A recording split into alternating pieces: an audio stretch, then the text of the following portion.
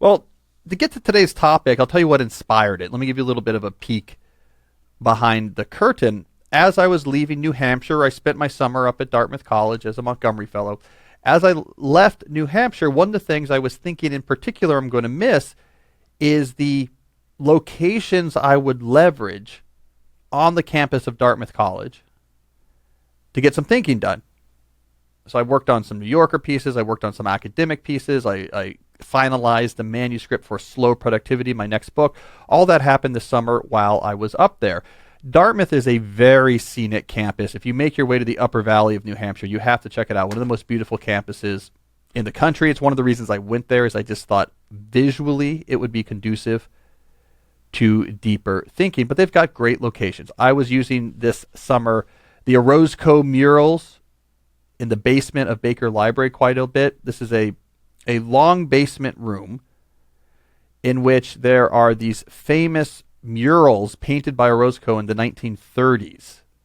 This may have been a WPA-funded project about the history of the Americas from the perspective of a non-white European. But they're famous murals. We actually found in my grandfather John Newport's diaries after he died. He talked about coming to visit Dartmouth in the 1930s as part of a debate trip. I guess they were doing debate up there. And he writes about in his diary coming there to see these brand new Orozco murals. So that's a great place to work. The Tower Room in Baker Library is another great place to work. This is an old school wood paneled library, double-storied library with good dark wood details. You can sit in a plush armchair looking out a window over the green. I also made use of the cross-country trails down beyond Ockham Pond, surrounding Pine Park. That was right down the street from where we lived. Good thinking walks through the woods there. So a lot of great locations. And so that got me thinking about locations and its connection to having creative or really high-value thoughts. So that was on my mind. Then one of you sent me an article on this same topic. So now I was thinking about, okay, all of these cool places I worked at Dartmouth. Then one of you sent me a really cool article on this topic, which I'm going to load up on the screen now. So you can watch this if you're watching, and I'll read what's on the screen. If you're watching, you can go to thedeeplife.com or youtube.com/Cal Newport Media. This is episode 262. We don't put the number on the title anymore, but the episode titles are in the descriptions. It's also just the episode that came out on August 21st if you're looking for it. Okay, so here's this article I have on the screen. This is from Lance Fortnow, the complexity theorist, computer scientist. Lance Fortnow's blog, Computational Complexity, and I have it on the screen. This is a guest post. So Lance didn't write it, but by a guest post by Evangelos Georgiadis. All right, so here's what we want to see here. This article is talking about where good academic papers come from. So I'm reading now. In order to generate a paper, one needs to come up with a result, something novel, fresh, or interesting to say. The question that has baffled this author is what represents a conducive or perhaps even optimal setting for generating papers.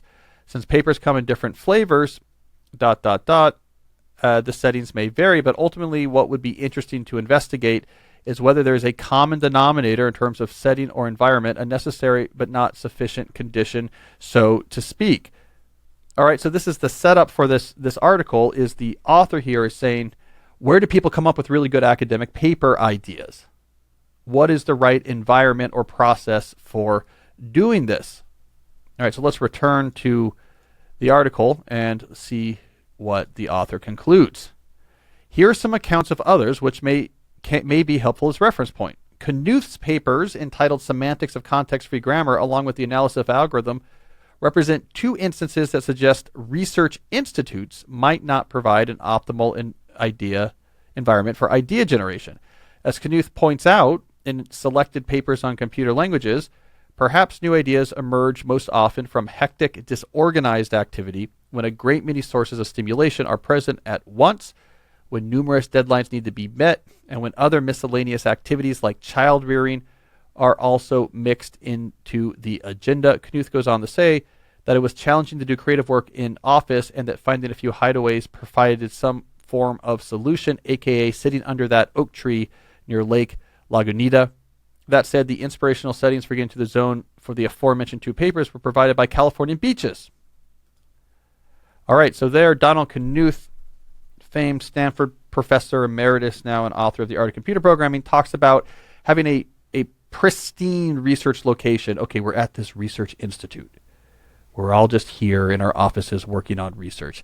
Actually, isn't that conducive, in his opinion, to really good ideas? He says more hecticness is important, that you have deadlines you're rushing between, different activities you're going to, even child rearing. We've talked about this in recent episodes, that we shouldn't think about child rearing only as a source of negative or drag on the ability to have a sustainable professional career. So he's saying all these different distractions, in his experience, somehow unlock or occasionally unlock more insight than just being in the pure pristine, I'm in my office at the Institute for Advanced Study in Princeton, and I'm just sitting here trying to come up with big ideas. He also mentioned sometimes just novel environments.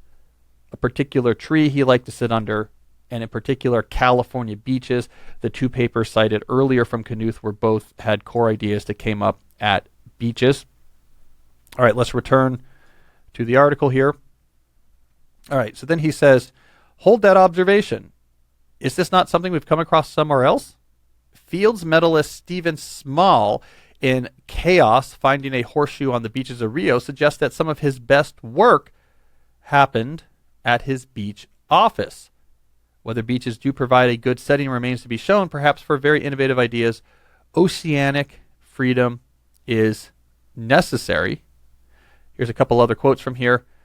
Some other meaningful probabilistic advice comes from the Fat Tails department. In The Black Swan by Nassim Taleb, he says, go to parties. If you're a scientist, you will chance upon a remark that might spark a new research. Meanwhile, Murray Gell-Mann provides an interesting collective account in his Google Tech Talk entitled On Getting Creative Ideas. Gell-Mann recollects a workshop he attended in 1969 in Aspen that focused on the experience of getting creative ideas, not just among mathematicians and theoretical physicists, but also poets and artists.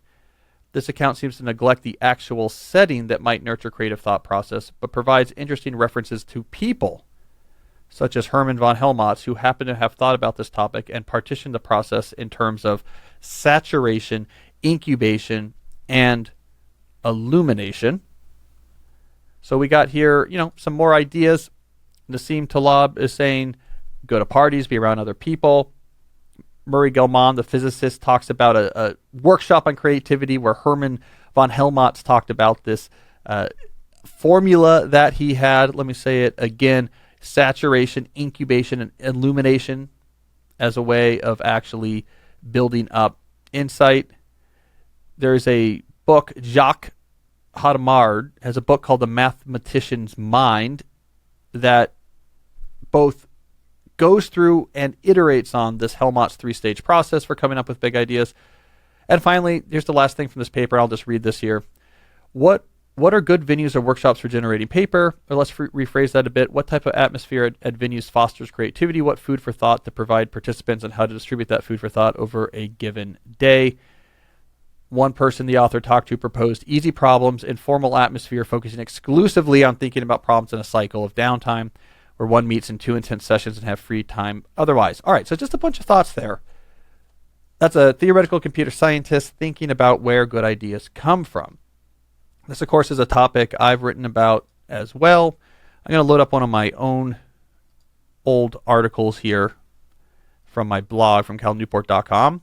All right, here's an article from April 2016. This was actually probably right after Deep Work came out. The title of this article I have up on the screen is On Using Inspiring Locations to Inspire Deep Work. The article has a picture of the Capitol building. Then it starts by saying, the return of spring marks the return of one of my favorite deep work strategies, the concentration circuit. So the idea here is you go through a series of very deep work inducing locations. You circuit from one to the other. So I took pictures. Of a concentration circuit that I had done recently. According to this article, I was in downtown DC to record a radio show appearance, and here is my concentration circuit. All right, location number 1 is a bench that was tucked into a quiet corner not far from the Capitol building. I believe that bench is on the grounds of the National Botanical Gardens, outside the Botanical Gardens. All right. And then here is me inside. I spent some time. There's a picture of a bench inside the jungle biome of the National Botanical Gardens, inside a giant greenhouse. That's another place I worked. Then there's a picture here of the, what is this called? This is in the basement of the National Gallery, the tunnel underground that connects the east and west wings, the modern and the non-modern wings. You go through this cool light display tunnel to a cafe in which no Wi-Fi and there's no cell service. You can see a waterfall falling. And then finally, I had a pair of armchairs I found. This is on the second floor of the Native American History Museum, also off the mall. Okay, so it was an article where I was talking about a concentration circuit of different novel locations in downtown DC, where on a recent day when I wrote that article, I had gone to work. All right, so what's going on here? I would say this use of location to help get big ideas, which we know is a well-known idea. We just heard from all of those famous mathematicians talk about it. We read one of my articles about it. That is a well-known strategy in a broader philosophy that I call creativity hacking. The idea between creativity hacking is actually being systematic or intentional about how you extract the most creative or impactful ideas from your brain. So location is a big role in this. Now, how does location interact with the generation of deeper, more impactful ideas? Well, here I think where people get confused is there's no one explanation. There was a lot of different examples there. The party, the beach, being at a workshop, or at the third floor of a museum in DC. There's no one explanation, no one mechanism that explains why all of these different example locations of locations being used to generate creativity. There's no one mechanism that explains it, because there's actually, the best I could summarize, at least 3 different mechanisms at work that explain the various ways that locations can interact with your thinking. Different locations will draw from different mechanisms, but not typically all 3. So I want to go through these 3 mechanisms real quick. And then we'll step back and say, okay, so what is my advice for leveraging these mechanisms to do creativity hacking in your own life? So the first mechanism at play is the whiteboard effect. And this is centered on being around other interesting people. So environments that put you around other interesting people have these 2 sub-components that lead up to the whiteboard effect. Number 1, they have information or ideas you don't. So it's like you're expanding the reservoir of potential ideas. So I call this the whiteboard effect because it's the proverbial scene of you're at the whiteboard with other people working on the same problem. They're going to know a technique you don't. They're going to have an idea that you didn't have. You're extending the amount of neuronal real estate that is dedicated to whatever thinking is happening. That gives you more grist for that particular metaphorical mill. The other subcomponent here is that when you're working with other people, so you're talking with them directly about an idea, or you're at the whiteboard taking turns trying to solve a proof, you focus harder. So again, you're going to get more out of your brain. Now, I go into that particular subcomponent in more detail in my book, Deep Work. But the idea is, if I'm staring at a whiteboard and you're staring at the same whiteboard, we're trying to solve a problem, I'm more likely to sustain my concentration, because if I let my mind wander, there's going to be a social capital cost. I'm going to have to stop you and say, hold on, go back. I wasn't paying attention to what you said. Also, I want to make progress. It's impressive. I want to impress you, or be a team player. So you also get more focus out of your own brain when you're working with other people. All right, so that's the first factor, whiteboard effect. More ideas, more focus if you're working with other people. We see this when Lance Fortnow, that art on his blog, they were talking about the right workshops, or Dacine Taleb talking about parties. That's all about the whiteboard effect. Another great example from my own life, there is a seminar series held in rural Germany called the Dagstuhl seminars. Dagstuhl, D-A-G-S-T-H-U-L. And it's dedicated mainly towards theoretical computer science. And what they do is someone will apply, I want to organize a workshop, a Dagstuhl workshop.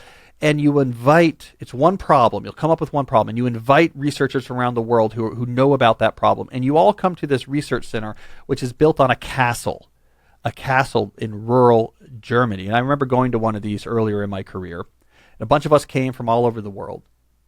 And what you do is you have informal talks where people talk about problems they're working on or techniques that are really interesting. And then a lot of time beyond that to just discuss problems with the people who are there. There's unlimited coffee. The meals, they assign the seats and rotate so that you have to encounter different people and different ideas.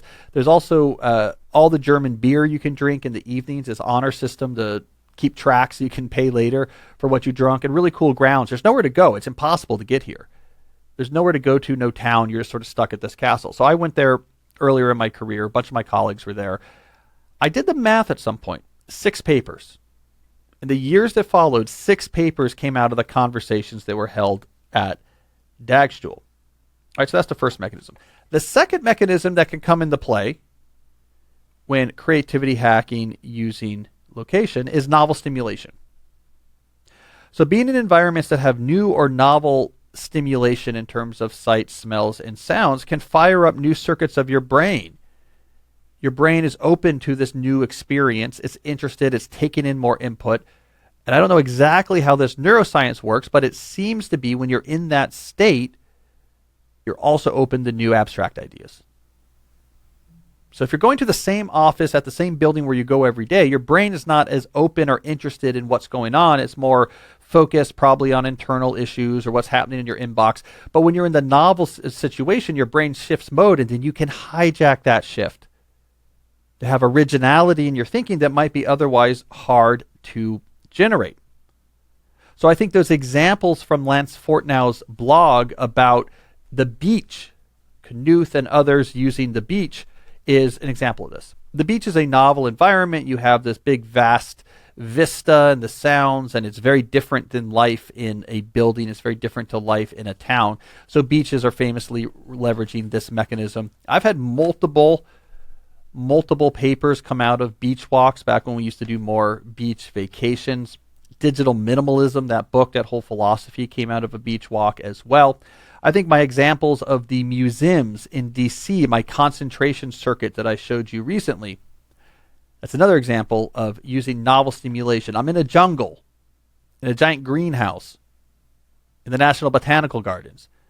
I'm going to have some original thoughts there that I'm not going to have on the 3rd floor of St. Mary's Hall at Georgetown University. All right, the third mechanism that can come into play when creativity hacking with location, avoidance of the familiar.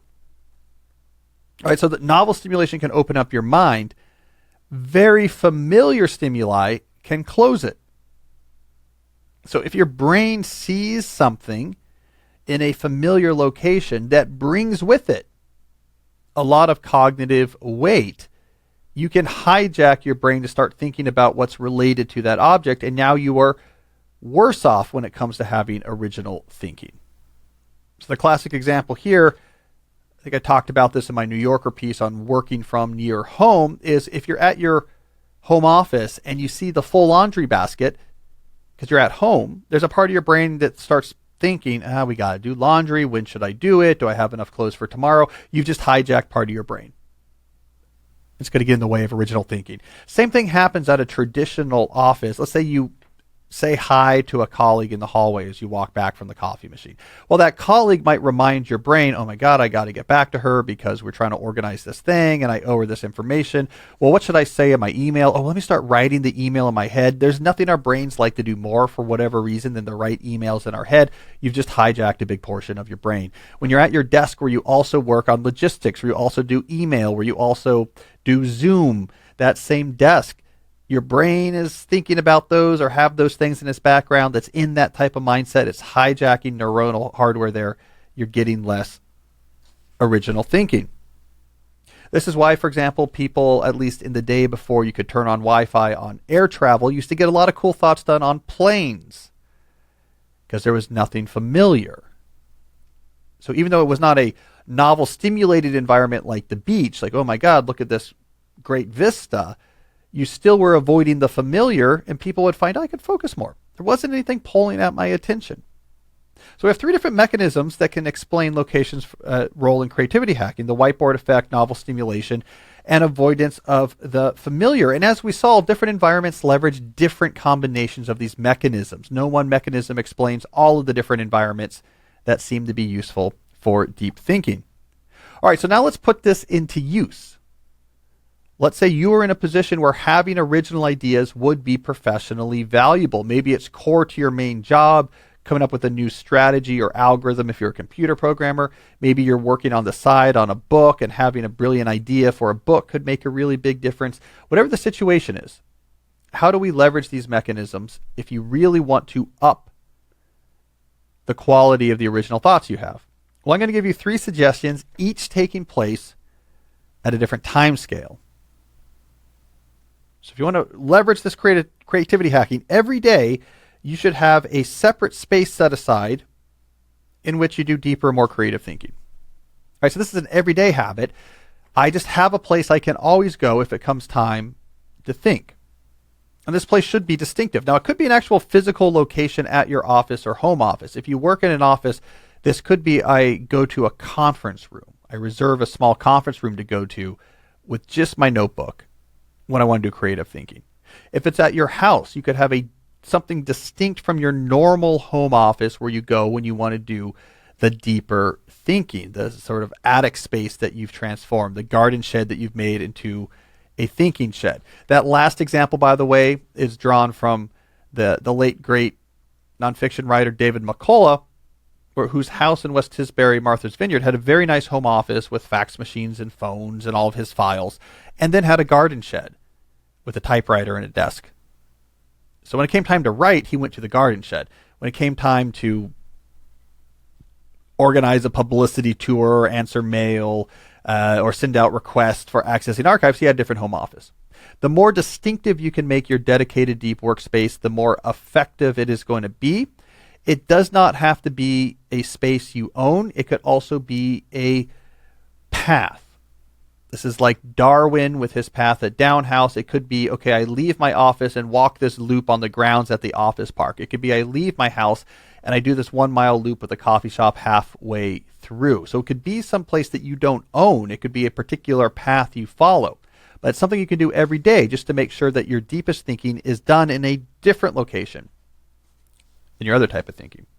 All right, moving up in time scales. Every week, schedule time on your calendar to go somewhere novel and interesting to work. It could be going to a coffee shop. It could be driving to a trailhead, hiking a half mile into the woods, and working by a particularly scenic spot near a stream. That's something I used to do quite frequently. It could be going to a museum in town or a particular public library or university library if you're near a college town. But get a good session in once a week where you put in some effort to get there. You're not there very often, but when you do get there, you are there to really think originally and creatively. Okay, final time scale, every season. Every season, try to gather other people you work with to unlock bigger ideas. So gather people in an interesting space. Let's do a mini Dagstuhl. Let's do a mini workshop. Let's think through big ideas. If you're a writer, it's different writers to bounce writing ideas off of them. If you're in business, you bring your team to think through strategies together. You're a computer scientist working on an algorithm. You're a computer developer. Get together some of the programmers and talk shop. Go somewhere that's not your office. Go somewhere novel. If it's possible, go for a hike. I like that one a lot. 2-3 people hiking, talking generates ideas at a rate that is 5 times what you're going to get on a Zoom meeting if we're going to make a comparison. Or, you go to the beach if you live near the beach. It's someplace interesting, a restaurant, a pub. I don't know what it is, but at least once a season, get together the best minds that you know working on what you know and get that whiteboard effect going. You do those 3 things. Have a distinctive deep workspace every day, have a distinctive location you go every week, and have a gathering of other great minds to brainstorm once a season. Those 3 things, which are not a major ask in terms of your schedule, will significantly increase the depth and originality of the creative thoughts you have. And this is the core of creativity hacking. It's not just that there's creative people and non-creative people. How you go about this weird alchemy, which is extracting original novel thoughts from a mess of neurons that weren't evolved for abstract symbolic thinking. How you go about that matters. So it's good news, bad news. The bad news is you can't just hope to white knuckle yourself to big ideas in between email checks and Zoom meetings at your home office desk. The good news is most people are not creativity hacking. So if you do, you are going to get an advantage. You are going to have a much more steady stream of great ideas.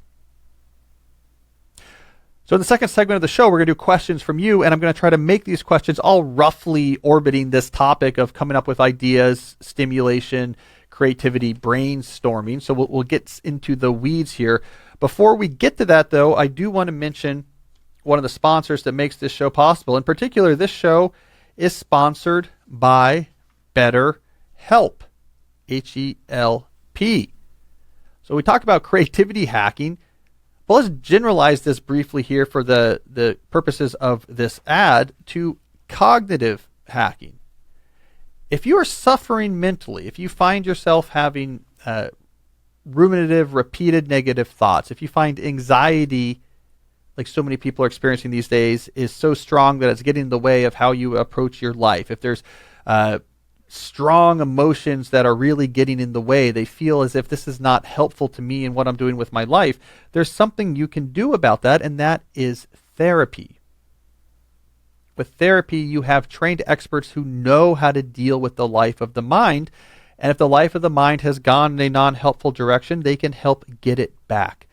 They can help you get your mind back under control, make it a companion and not an enemy.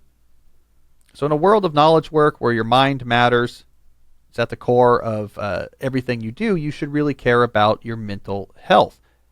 So if you're thinking about starting therapy, I suggest giving BetterHelp a try. Here's why. It's entirely online. It's designed to be convenient, flexible, and suited to your schedule. You just fill out a brief questionnaire to get matched with a licensed therapist, and you can switch therapists at any time for no additional charge. So what BetterHelp is doing here is getting rid of that complicated, ambiguous barrier of entry to therapy that used to be there. This sort of asking friends for referrals and just calling places that happen to be nearby, and you find out that of course they're full and their waiting list is 7 years long, and why would you even bother calling them in the first place? There's also the expense factor. You're not sure about therapy or what style you want to try, and it's very expensive locally. BetterHelp solves all that. You do it online, so you can be matched with someone anywhere in the country. It's more affordable. You can switch. You can try out. You can see what works. So it's a fantastic on-ramp to the critical goal of taking care of your mental health. So let therapy be your map with BetterHelp. Visit betterhelp.com/deepquestions. That's BetterHelp, HELP.com/deepquestions. Don't forget the /deepquestions, as it will get you 10% off your first month. That's BetterHelp, HELP.com/deepquestions. I also want to talk about our good friends at Henson Shaving, the razor that I use. So here's the deal. The Henson razor is this beautifully precision milled aluminum tool. And Henson's knows how to do precision milling because their main business is actually doing aerospace parts manufacturing. We're talking about things that go into the International Space Station, components that go onto the Mars rover. So they have these aerospace grade CNC milling machines that can do incredibly precise metal milling. They use these to build this beautiful razor. And why does precision matter? Well, it means you can take a 10-cent safety razor blade, put it into this beautiful aluminum precision milled razor, screw it in, and only and I'm looking at the number here, 0.001 inch of the blade goes past, 0.0013, let's be precise, of the blade goes past the edge of the razor. And when you have just the very edge of the blade sticking past the razor, what you avoid is the diving board effect, the up and down bending of the blade if too much sticks out. That's what causes nicks. That's what leads to clogs. With just the barest edge sticking out, it's very stiff. And what that gives you with this 10-cent razor and this beautiful blade and this beautiful razor is a really good shave. It's close, no nicks, no clogs. Now, this is also very cost effective. So in addition to just getting this beautiful tool that just works really well, you pay a little more up front, but because you can just use a standard 10-cent blade in this beautiful razor, it doesn't take long before the cost of operating a Henson's is much cheaper than a subscription service. It doesn't take long before the cost of operating a Henson is much cheaper than buying the plastic disposable blades from the drugstore. So anyways, I love beautiful tools that do a job very well and do it cost effectively. This is what you get with Henson's razor. So it's time to say no to subscriptions and yes to a razor that'll last you a lifetime. Visit hensonshaving.com/Cal to pick the razor for you. And if you use the code CAL, you will get 2 years worth of blades free with your razor. Just make sure you add the 2 years of blades to your cart. And then when you type in CAL as a promo code, the price of those blades will drop to $0. That's 100 free blades when you head to HENSONSHAVING.com/Cal and use that promo code CAL. All right, well, let's move on to questions. No Jesse today to read the questions, so I'll have to do that all by myself. All of these roughly connect to our theme of creativity hacking. All right, our first question comes from Maud. Maud asks, I'm curious about whether Cal reads magazines, RSS feeds, and/or email newsletters, and if so, how reading those media fits into his schedule. I am pretty discriminating in terms of which magazines and newspapers and feeds I follow, but trying to keep up takes so much time that I have little left for reading books in the evening. I am really curious as to how Cal approaches this. Well, Maud, I'll go through my habits here, and then I'll give you my reasoning. There are some email newsletters I subscribe to. I like email newsletters. I read them if I can. So I don't put pressure on myself. If I subscribe to it, it's because I like them. And I'm willing to pay money for email newsletters. I'll pay money for some Substack newsletters if I really like it. Others are free. And I don't put pressure on myself. They're there. And if I have time, let's say I'm taking a break, I'm eating lunch during the day, I'll read them. And if I don't, and I miss the newsletter for a week or so and I don't read it, that's fine too. I don't put pressure on myself for completism, that I have to read everything that comes out. Now people ask, wait a second, the world without email, you don't like email, isn't this a problem? Not a problem. If you read my book, A World Without Email, what I don't like is the hyperactive hive mind mode of collaboration that email enabled. It's a mode of collaboration where you work things out with back and forth messaging.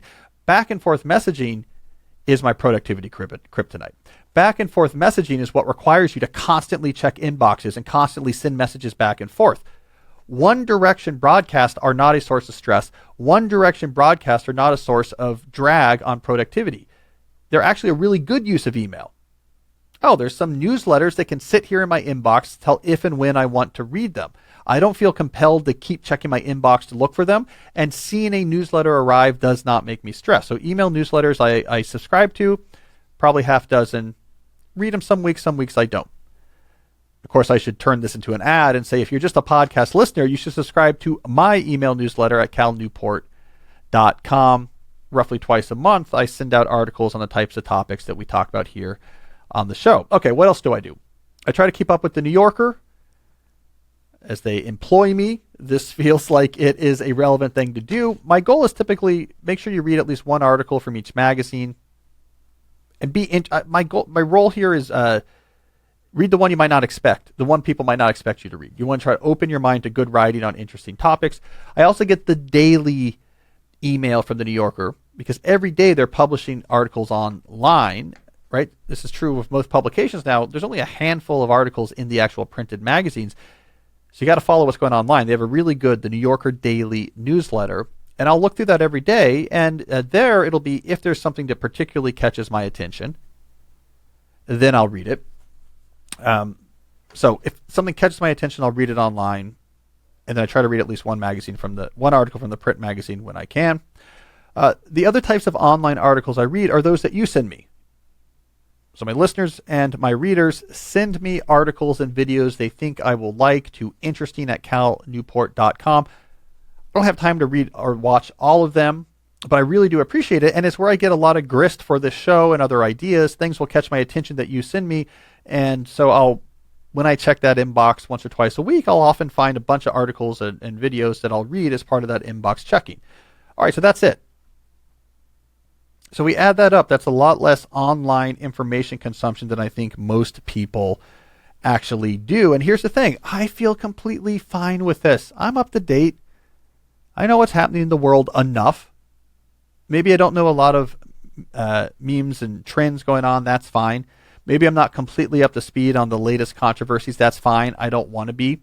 I think I come across as sufficiently erudite, as sufficiently up to speed, as sufficiently knowledgeable. So what I think happens is that we have, in our modern attention economy world, we have adjusted our understanding of the world to the realities of massive amounts of money being invested into getting us to look at stuff online. And we've adjusted our reality of the world to tell ourselves it's very important that I keep up with all these things.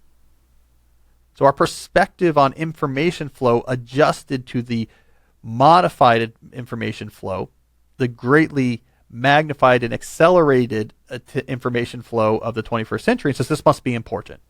I need to keep up with all of this. And what I'm saying, you don't. You don't. You don't have to be reading hours of articles a day. Read books. You have some email newsletters. I don't know.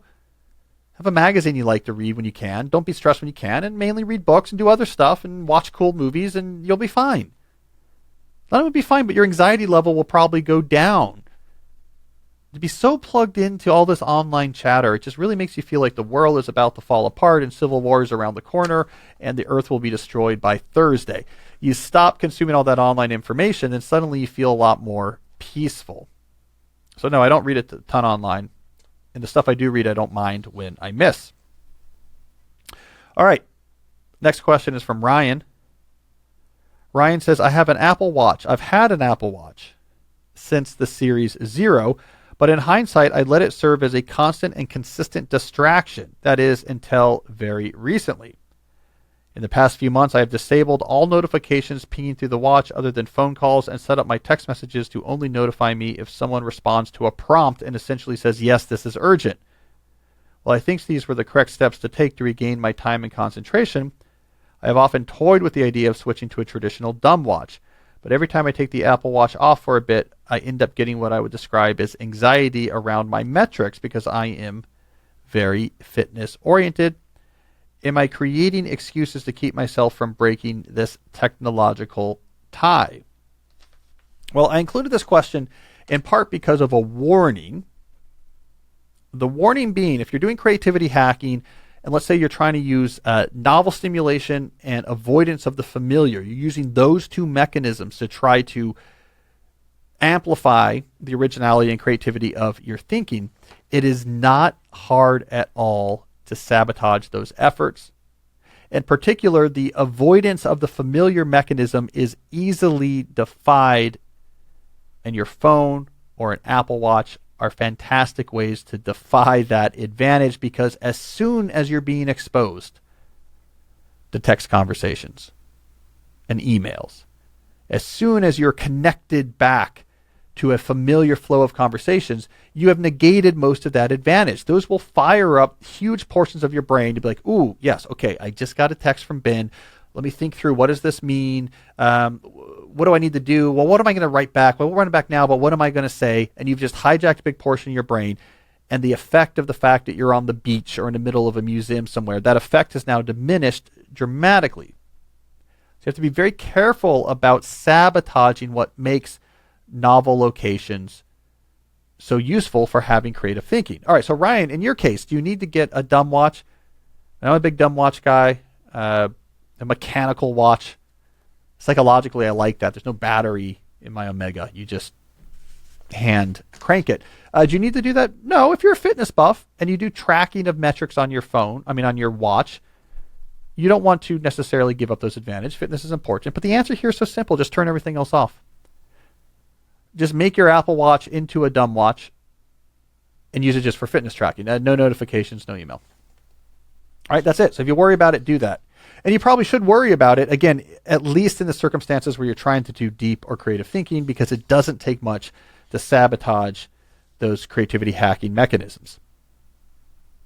All right, we have another question here. This one is from Fahad. He says, when it comes to developing brilliant ideas, who has the advantages?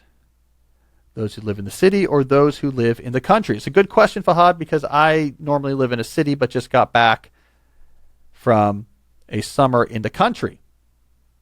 Well, there is no clear answer, but we know why there's no clear answer, because in the beginning of the show, we went through the 3 different mechanisms that help explain why locations can help induce more creativity.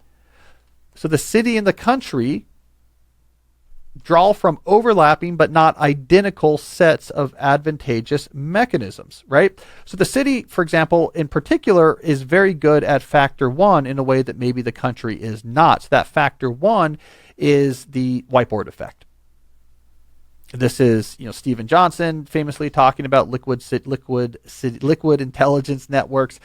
When you're around a lot of other people, there's just a lot of ideas in the air. There's smart people to talk to. You constantly can bring my writer friend, my philosopher friend, my movie director friend. We all got together at this party to celebrate our painter friend who just had a show, and you're awash in ideas. You can go see interesting talks. You can go to interesting exhibits. So you can be around smart people and really interesting ideas more easily because there's just more people. Cities attract a lot more people. It attracts a lot more thinkers. There's a lot more events going on. It's also a lot easier just to get together with other people. The friends of mine who have moved to the country often will, on regular occasions, come back to the city in part so that they can hang out with a bunch of people who don't happen to live where they are out there in the country. So the city is really good at that. The city also has probably a larger menu of choices for novel locations to go to, because you have museums and you have art galleries, and there's probably university and all these different coffee shops, and so there's a lot of different options, like the concentration circuit I showed at the opening of the show in Washington, D.C. It's got those options. Those are advantages. I think the country has the advantages of more powerfully dramatic novel locations. So nature in particular is really novel, right? The thing with the city is everything is kind of crowded, so there is some difference. Even if you're in a museum that's different than your office, it's still sort of the same people, lots of people on their phone.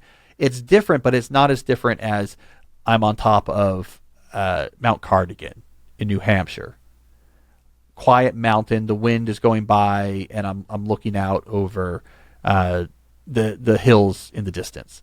It's a more powerful novelty. Also a more powerful avoidance of the familiar, because when you're going to novel locations in the country, it's often locations that are in nature and really, really different from not being in nature. Or again, in the city, the differences are not as strong. There's really something powerful. So I think the city has that advantage. This is not directly one of the mechanisms, but I think it's indirectly one of the mechanisms. What I learned up in Hanover is things are just slower. There's not a lot of crowds. There's not a lot of cars on the road. You're not having that anxiety of trying to monitor and keep track of you among lots of other different people. I think that hits on that mechanism that we discussed before of the familiar. So there's just not as much stimuli, social crowd, people stimuli tickling your brain in the country. So that's an advantage too. So both have advantages. And so we understand why it's possible to say the answer is both, because we understand there's different mechanisms at play when you deploy location to amplify creativity, and the city and the country lean into different. What's the right thing to do? Test your personality, or do what I did this year. Easy, right? Get a fellowship in the country and go do that in the summer, and then come back to the city for the rest of the year. Everyone should just do that. Simple. All right, let's do another question here. This one comes from Anu. He says, I've been trying to cultivate a deep life since I first read your books in 2019.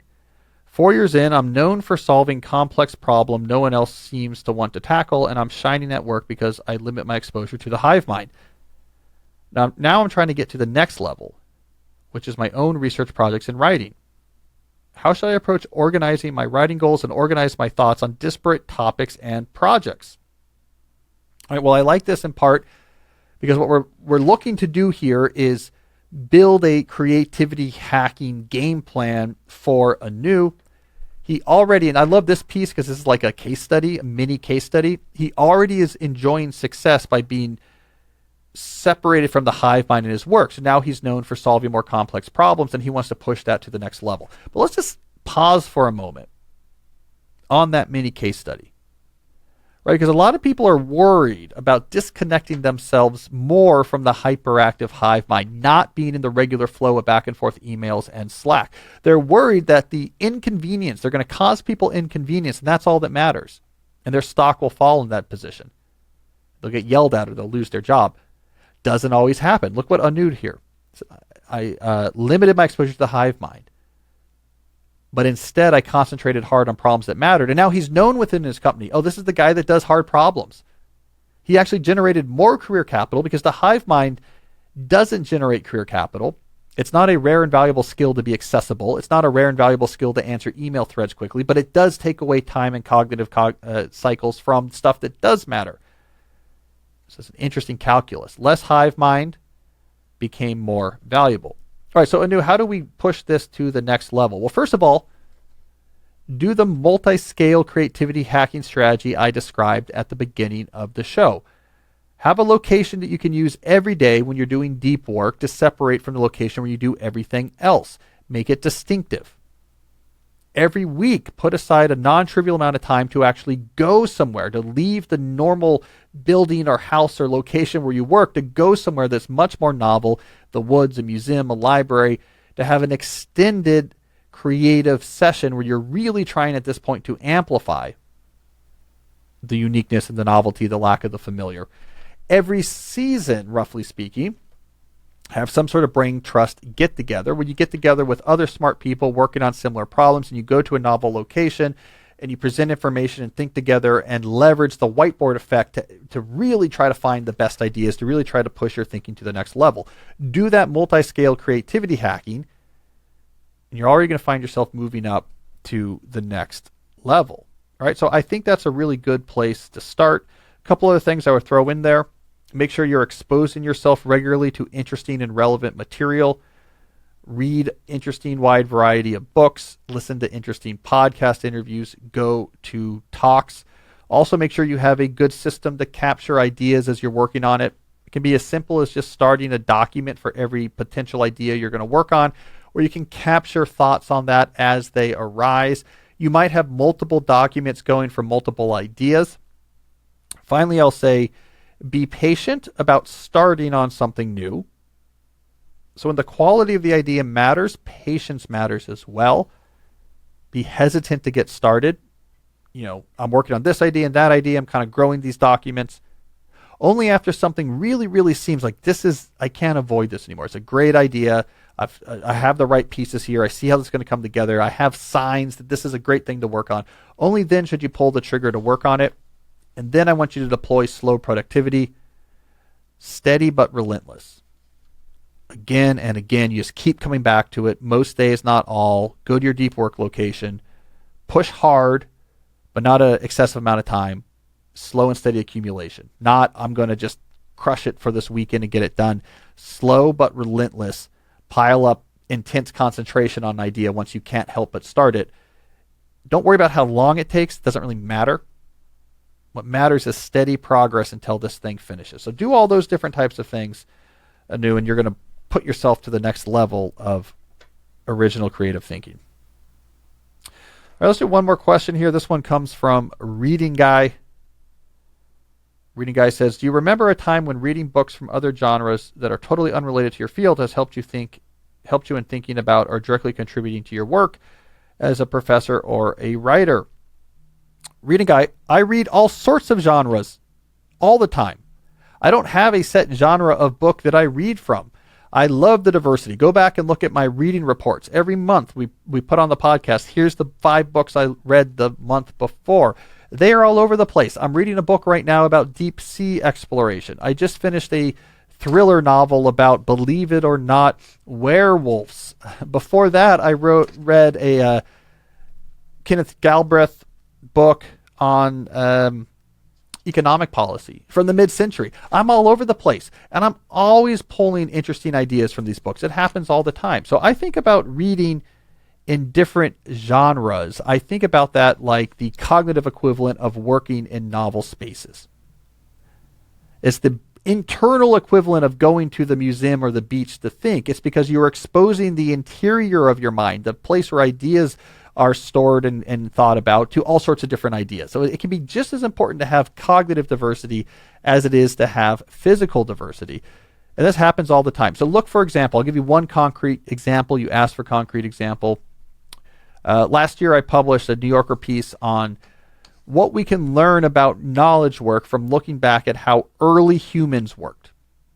You'll see a bunch of books cited in there. These are books of anthropology books, where they're looking back and studying extant hunter-gatherer communities or looking at archaeological evidence. I had just read some books like that because why not? And that was the seed of this idea of we could learn from this lessons for modern work. I wrote a big New Yorker piece on it. In my new book on slow productivity, I have the same ideas. So there's a concrete example. So yes, read broadly with nonfiction. All right, with that in mind, I want to talk briefly about another sponsor that makes this show possible, and a sponsor that is relevant to that last question, and that is our friends at Blinkist. All right, so Blinkist is a subscription service that gives you access to short summaries of over 5,500 nonfiction titles spread through 27 different categories. These summaries, which they call blinks, take about 15 minutes to read or listen to. So you can listen to the summary or you can read it right there in the app. Well, this is a great way, as we just talked about in the answer to my last question, a great way to expose yourself to interesting books in other genres, because you don't have to know a lot about that genre to find what you want to read. Instead, you should do what I do, what Jesse does, which is you add to a list the books you're thinking about maybe reading.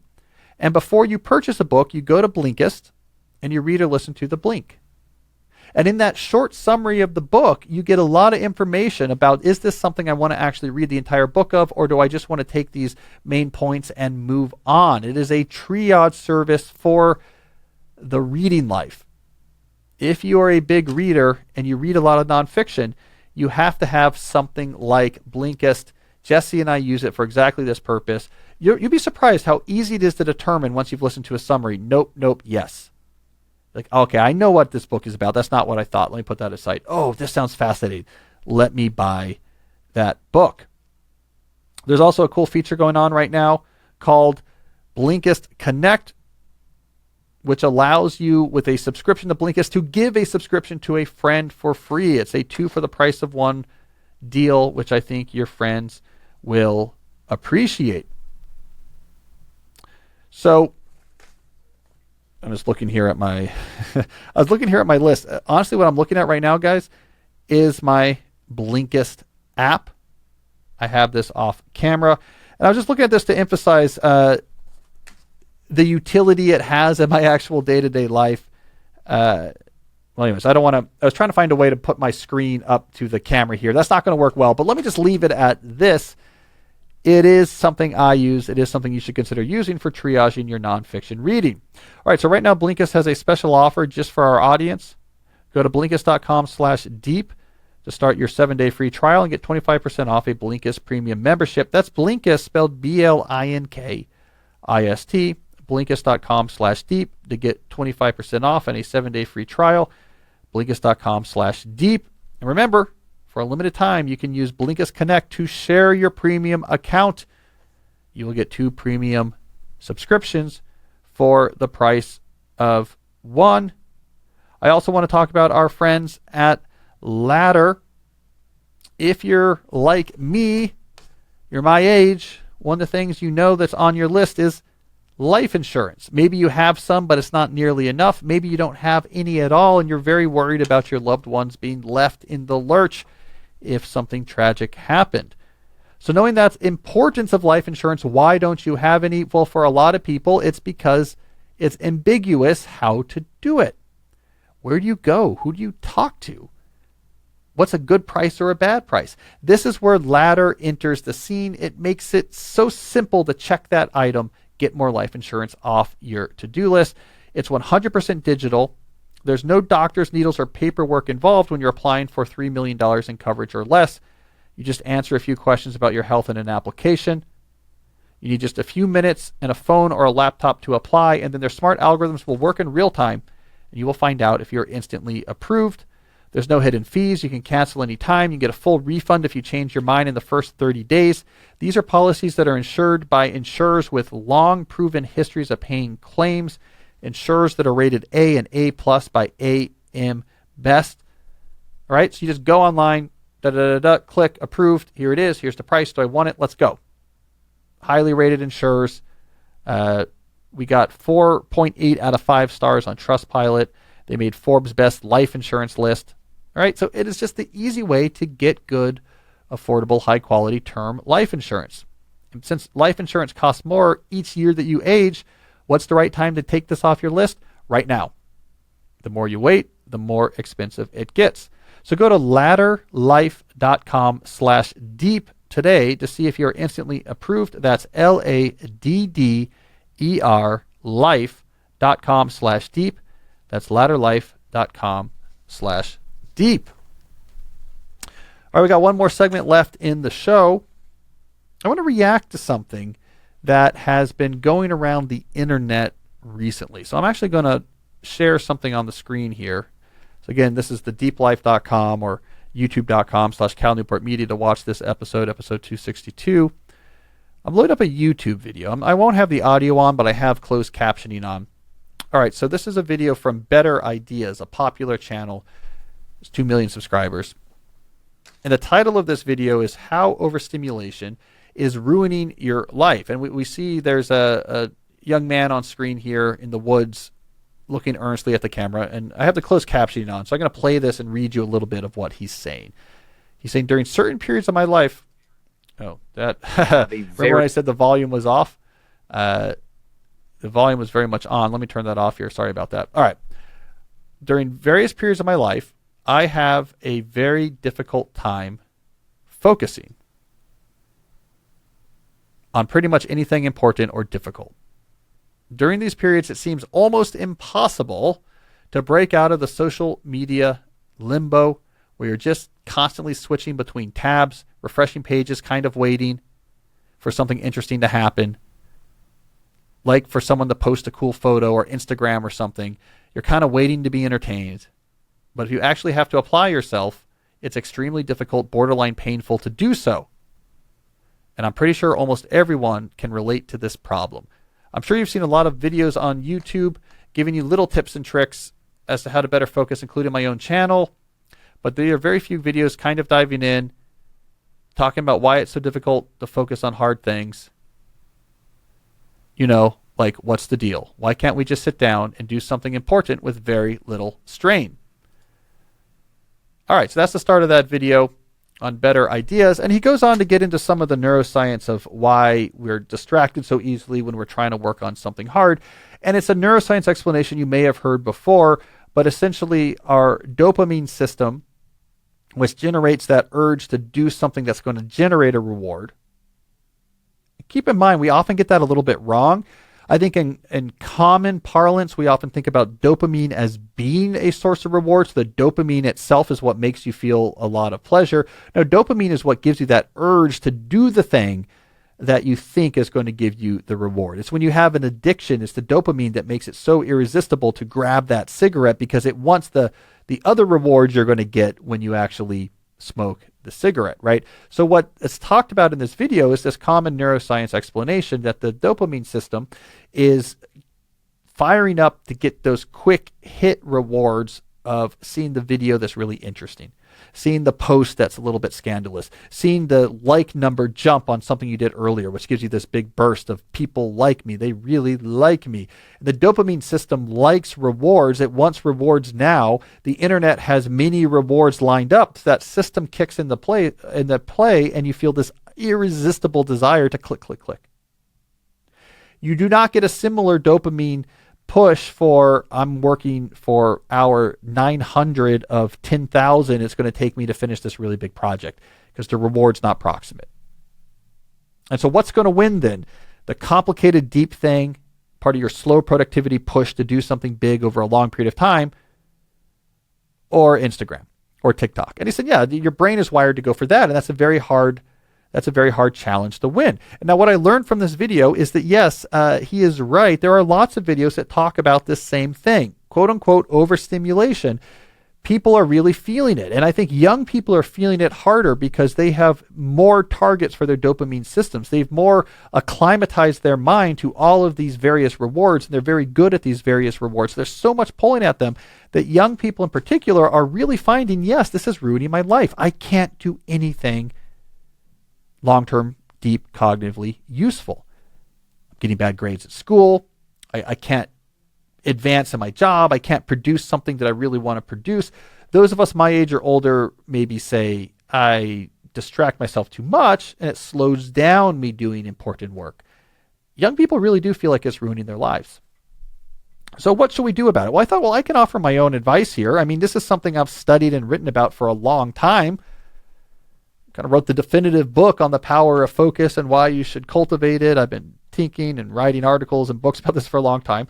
So I figured let me review here on the podcast my own very complicated multi-part system for combating online overstimulation. So get a pad of paper ready because you don't want to miss step 9 or 10. There's a very complicated explanation for how you're going to have to very carefully navigate the online world. All right, so it's going to be very complicated. Are you ready? Okay, here it goes. Here's my solution. Don't use things that cause overstimulation. All right. Now, I mean, I'm being a little bit facetious here, but honestly, the answer is as simple as that. Dopamine system's powerful, so don't give it the targets that it's going to fire up for. You have to actually remove most of these sources of overstimulation from your life if you really want to start thinking and producing original thoughts at a high level. There's not these complex habits and careful ways of navigating your notifications and when you use this and when you don't use this. I'm telling you this as someone who thinks for a living and studies people who thinks for a living. The more sources of overstimulation you eliminate from your life, the easier. And we, of course, know this type of abstention approach is effective because we see it with other things that historically have hijacked the dopamine system and caused a lot of trouble. We do not tell people who have an issue with smoking, okay, we need to build a complex system of where you have cigarettes and where you don't, and you don't want to have it in the car, but you will have it here, and we're going to have an app that keeps track of how many cigarettes you've had, and then try to restrict. Then during certain periods, there's a time lock that locks off the cigarettes, and you can't have it during that period, but you can have it on this period, and we do a week on, but you don't smoke on Saturdays. No, we just say you got to quit smoking. And it's the same with a lot of other addictions like this that people have trouble with. But we resist applying that type of clarity and abstention to online overstimulation. So let me get a little bit more granular about this. Social media, this is a big source of it. You got to just basically get this out of your life. If you have to have some social media for professional reasons, it should not be on your phone. It should be on a boring computer. It's something you should do on a schedule or hire someone to do on your behalf. It should never, ever be something you go to when you're bored. It should never be a source of distraction. It should be, I'm an author, and I set up my Instagram post in a shared document on Google Drive. Here's the photos, here's the text, and I have someone who posts it Fridays and Mondays. Or if I have to do that, I log in the thing on my computer, I post it, and then I shut it back down again. All right? So if you have to use it professionally, it's on a computer, it's boring, you never use it as a source of entertainment. You don't scroll online news. Look, you're not a editor at Gawker. You just get out of that world of online news and discussion. You don't have to be a part of it. How do you keep up with stuff in the world? We talked about this earlier in this episode where I gave advice to Reading Guy. Subscribe to some email newsletters that you read when you can that gives you interesting perspectives. Listen to podcasts, maybe listen to a daily news roundup podcast if you want to be kept up with more current events, right? Or listen to something like Sagar and Crystal's, their Breaking Points podcast, where they go through 10 stories about what's going on in the world. Podcasts are fine, right? Because it's something you have to turn on and listen to. It's not a knee-jerk distraction that your dopamine system's going to kick into. No one is like trying to write and halfway through writing, like, and quickly turn on a podcast. TikTok can do that. Online news can do that. Twitter can do that. Podcasts, they're fine. Newsletters are fine. Maybe even print out the articles you like and read them when you get a chance. That's fine. You'll be informed. You got to get rid of all that online news. What about YouTube? YouTube is tricky. Why is YouTube tricky? Because I think video is the future of independent content creation, but the recommendations sidebar on YouTube can make it into one of these dopamine inflaming sources of distraction. So when it comes to something like YouTube, you have to use it one way and not another. So this is maybe the place where I come closest to the navigation lines that you hear in a lot of these online videos. But I do think YouTube is a source of information. YouTube is become more a source of entertainment, high quality entertainment that rivals what you would get on TV, but it's also a giant source of distraction. So how do we make sense of YouTube? Well, here's my YouTube strategy. So in order to preserve YouTube as a way to look up instructions for things, which I think is a great use of YouTube. How do I change the oil in a Honda Odyssey? You look it up on YouTube, you can see a video of someone doing it. It's better than trying to find an article. To preserve that use of YouTube without it making a dopamine inflaming system, get one of these plugins for your browser that you use YouTube on that gets rid of the recommendations. So what you can do is you can search for something, you can see the search results, you can click on a search result, you can watch it, but there's no here's what's coming up next, or what about this and what about that. So that one type of plugin alone makes YouTube into a fantastic library without it being something that you can use as a source of knee-jerk distraction. Because again, when you're working on something hard, if you have blocked YouTube, you go, oh, let's go to youtube.com. You don't see anything. You have to search for something and find something. It's not a highly salient source of distraction. Now, what about entertainment on YouTube? Because again, I think this is actually important. I'm a believer that video trumps audio. The future of independent content is going to be video. I mean, this is like radio became a big thing until television was around, and then television just smashed the market share of radio. It was just so much bigger because humans like to see faces. Humans like to see visuals. And I increasingly believe watching a high-quality interview show on YouTube is better than 99% of the stuff that's on television or that's on and unscripted streaming services. And I think that gap's going to close more. So how do you, for example, watch a show like mine? Or maybe you're a Lex Fridman fan. You want to watch his interviews. How do you watch these type of programming as a substitute for lower quality television with, again, not having YouTube be a rabbit hole? And my answer here is television sets. I learned this from our YouTube guy, Jeremy, that increasingly televisions are becoming one of the most common devices on which this style of YouTube video is watched. So if you're going to look something up, you have a browser with a plugin that blocks the recommendations. If you're going to watch quote unquote independent high quality content on YouTube, you have it on the YouTube app and your Apple TV or Fire Stick on your television. And you watch it like you would any other television show in the same circumstances where you would watch television. I'm sitting down with a lunch break.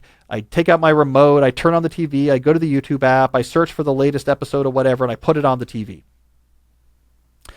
There's a lot of friction in using a television. There's also a lot of routine and ritual built into televisions where that's not part of your dopamine cycle.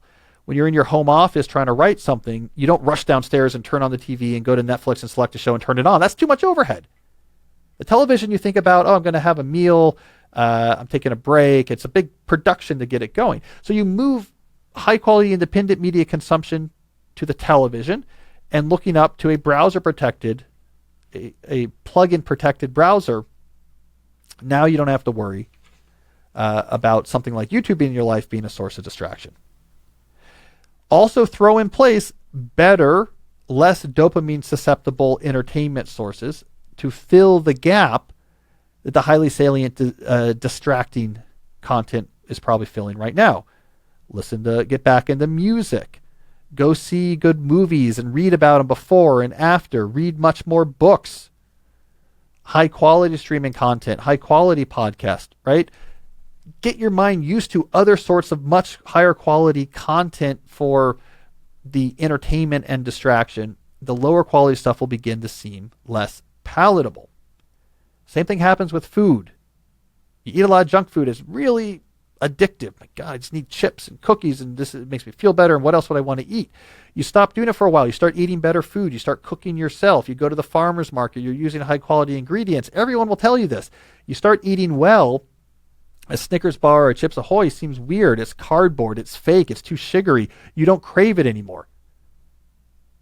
Right? So you don't break this connection to junk food by just white knuckling and eating less. You replace it with better food. So that's the final part of solving overstimulation, is in introducing, flooding the zone with much more quality stimulation so that you lose your taste for a TikTok video.